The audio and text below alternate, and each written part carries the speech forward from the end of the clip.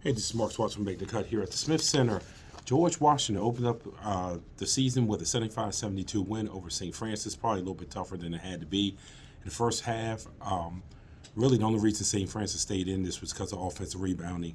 George Washington in the first half held St. Francis to 28.1% shooting. It was really, really good defense, especially out on the perimeter. And then in the second half, just things changed a little bit. St. Francis was able to get to the line a lot more. George Washington stopped making some of the shots they were making, and next thing you know, a big lead gets cut down to one. And it's funny how getting a technical can help you sometimes because with the lead cut to one, head coach Jamion Christian gets a technical. GW goes on a 14-2 run.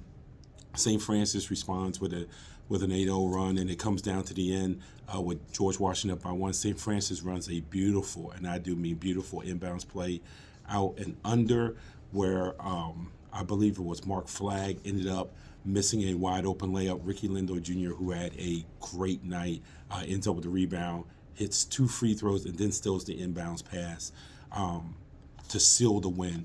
GW, like Coach Christian said afterwards, a win is a win. You want to walk out of here 1-0. Probably was a little bit tougher than anyone would ever admit, but they were able to survive James Bishop shooting 2 for 13 offensively.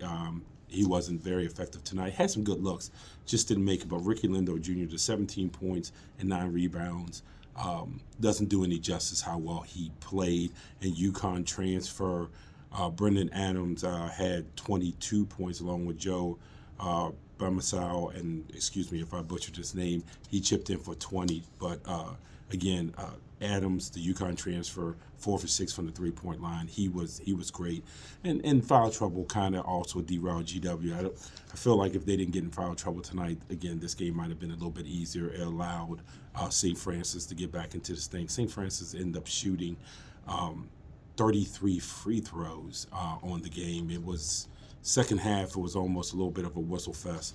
GW shot 26. So GW's next game is over at Maryland. Making the Cut will be there. It's on Thursday at 6:30. We will probably have hopefully a pregame. We might not have pregame. It might be only postgame. But we'll definitely be checking in from both the GW side and, of course, from the Maryland side. But again, here, Smith Center, GW walks away with a 75-72 win.